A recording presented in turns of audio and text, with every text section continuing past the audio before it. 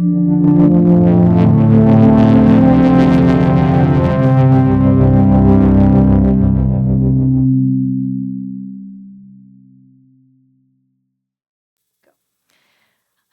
and welcome to the Bates College Museum of Art podcast. I'm your host, Morgan, and this week we are joined with a visiting artist who we'll get to talk to in a little bit. But first, I want to introduce our show, our latest show to you. It's titled Cross Common Grounds, Works from Outside of the Center. And this exhibition is on view October 24th, 2024 until March 15th, 2025. So hopefully you will get a chance to come and visit all of the amazing works that we have on display and spend a little bit of time with them. But I want to introduce to you our visiting artists. So Shay, would you like to introduce yourself?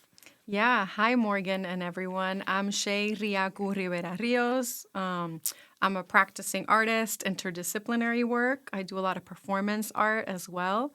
I'm inspired by the land and visioning for the future. And yeah, excited to be here. Incredible. Thank you so much. So I guess let's dive into some of these hard-hitting questions here. So first of all, where are you from? Yeah, thank you. I'm born and raised in Boriquen, which is the original indigenous name of Puerto Rico. And I've been building family and community in Providence, Rhode Island for the past 14 years. Providence is land of Narragansett and Wampanoag folks. So I feel like I'm from all over, but very rooted still in my experience of being from Boriquen and also building community in Providence. Absolutely. Yeah, thank you. So how does your, your homelands, where you feel the most connected to, how does that impact your art practice? Yeah, I love that question because my artistic practice has become that place where I am exploring who I am in relationship to the world and also digging through my cultural roots and lineages to understand, again, my positionality in the world and help think about my experiences and what I'm bringing as gifts to collaborate with other people. So being born and raised in Boriquen, I am what we call a campo kid, a rural kid, grew up in the mountains with a deep connection to the land there, to the animals there. My parents are self-sustaining farmers, which actually is a very common experience in the rural Puerto Rico. And my dad also has a strong practice of animal husbandry. Wow. My mom too, but my dad is really the primary there. And I feel like a lot of my family members have been either construction workers or working class people, definitely a lineage of farmers, and also small business. My grandfathers both of them started small businesses. So I think that's like a combination of things that make me who I am. And then, growing up, having a rural experience, my work does deal with those themes of like, what are the wisdoms and knowledges that we can engage with the land, the water, our non-human kin, and like to really truly understand our role as humans and how to build community. And then being in Providence, which is a dense city, a small city, but very dense, I feel like my social practice and community relationships there deeply influence my creative work because it's always posing these questions of like, what do we want as part of our collective futures? Yeah. What are the gifts we bring? And also, what are the stories that are not told that we really need to be told? I love that. Stories that are not told. That's such a phrase that resonates with me for most of my undergraduate journey as an art historian and also as a woman artist myself. I've always been really interested in stories that aren't told. A lot of art historians sort of skip over this vast generations of women artists, of artists whose stories haven't been told. And so I really like that phrase. That resonated with me there. So you talked a lot about that idea of a rural identity. And so how does, working outside of the center, what does that mean to you? First of all, what does working outside of the center mean to you? Yeah, that's such a great question, and I'm still grappling with. I love that Samantha, the curator, selected my work as part of this show, and in relationship to the works of the other artists, I can get even more of a sense of what that means in a group setting. But for me, it's definitely like back to this idea of the stories that are not told. Usually the main cultural centers are the main producers of stories that end up having more visibility or end up having more power or strength. And that sometimes can really undermine or take away the power of other people and other experiences.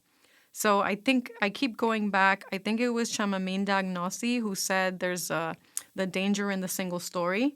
And I'm a firm believer that we need pluralities of stories. So being outside the center, I think, gives artists who create from that perspective kind of like a nimbleness.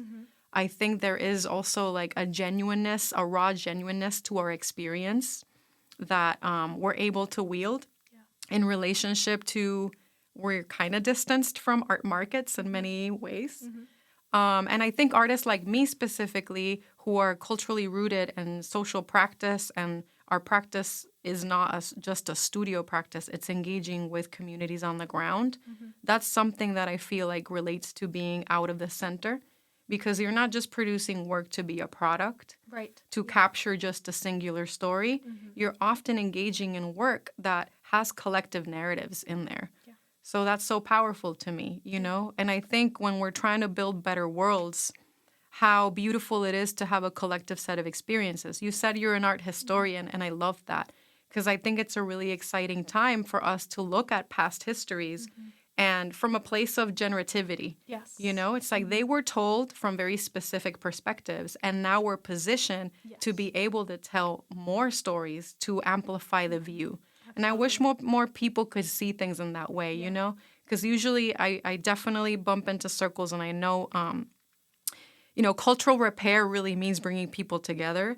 But some folks sometimes feel like it's like a competition of voices and stories. But no, it's the opposite. It's like, how can we amplify the idea of who we are as a people, as a community, or even a nation to have more space for difference? Yeah, that's incredible. Thank you. So you mentioned a little bit about cultural work, about community work. I'm really interested in that. Tell me more. What does that mean to you? What does that work look like? You're based in Providence, so I just want to hear a little bit about what that is for you. Yeah, thank you. In Providence, I worked for 8 years at AS220. It's a cultural center, a beautiful place that supports a lot of artists. So I really built my muscle there, supporting other people's work and understanding my creative practice in relationship to communities of artists. So that's kind of where it comes from. Like, I feel like the work that I do is informed by the communities that I'm a part of. And I also have decided in the past few years, getting clarity of what do I want out of my practice? Yeah. You know, it's in this changing world. I think that's a question that we all, in whatever ways we think about our creativity, whether it's creating art or teaching or facilitating or just creating beautiful home space for our family members, what do we want out of that? And I think for me, with my creative practice in particular, I want to use it in order to hold the stories of people and really zone in on like what are the issues we need to like navigate today, you know, housing, climate, like all these things, and how do people's stories and my own experiences through my artwork can help push those agendas to improve better worlds, you know, how to impact policy, how to organize. So that's a little bit there. And I think also this exists in my practice, but I see it even more intentionally in other people's practice, holding spaces for healing and just building back community. Even with the pandemic and everything we're going through as a global society, these spaces of repair and care and using our creative practice to open dialogue feels really important. Yeah, it's more necessary than ever. Absolutely. Yeah. That's incredible. Can you tell me about the works that you have on view here at the Bates College Museum of Art? You can tell me as much or as little as you'd like, but just give viewers a little idea of what they might be able to come and see. Yeah, I'm excited to share this work with the Bates Museum communities. So I have several artworks.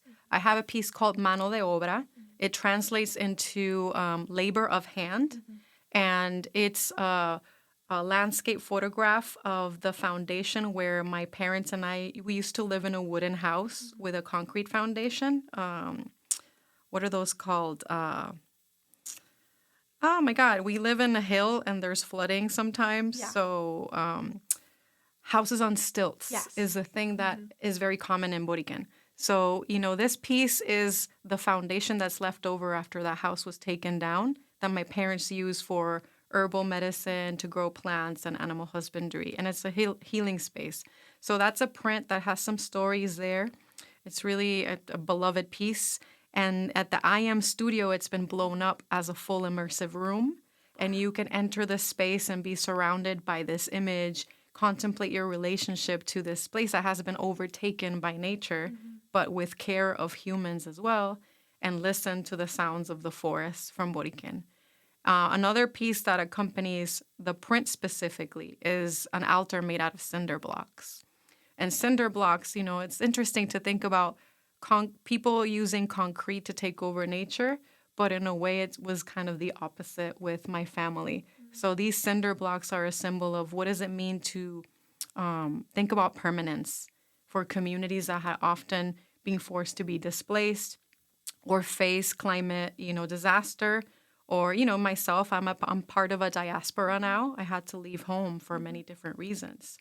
And, I think this right of what is our right to permanence, to stay in our places where we are born and live in, or build home, if we are also a seedling flying in the world. Like, what does permanence mean to us? And that's tethered to the idea of, like, what does it mean to build home? And I think all of us are looking for that, in a sense. Like, our journeys is like, how do we build home? How do we build community in new ways? So that's the print. That's also as an immersive full room piece at the I Am studio. And the altar of the cinder blocks is an expression of this desire for permanence, but also being under construction all the time. Like, we're building home all the time. Yeah. The other piece that is in the show as well is Plátano Ancestors Room. So I really love sci-fi and speculative fiction. Awesome. And I think about this middle space when you leave your home, in whatever shape or form, and you're in a new place, you kind of inhabit this middle space. So this is an exercise to think, what does this middle space mean? And having these plantain flower ancestors who are sci-fi goddesses. Yeah. So it's a really fun, beautiful piece, and I hope people come through to enjoy them. Absolutely. Yeah. Thank you so much. And finally, I want to know about artists, artworks, or art groups, or people generally that inspire your practice that maybe you want to talk a little bit about. Yeah, thank you.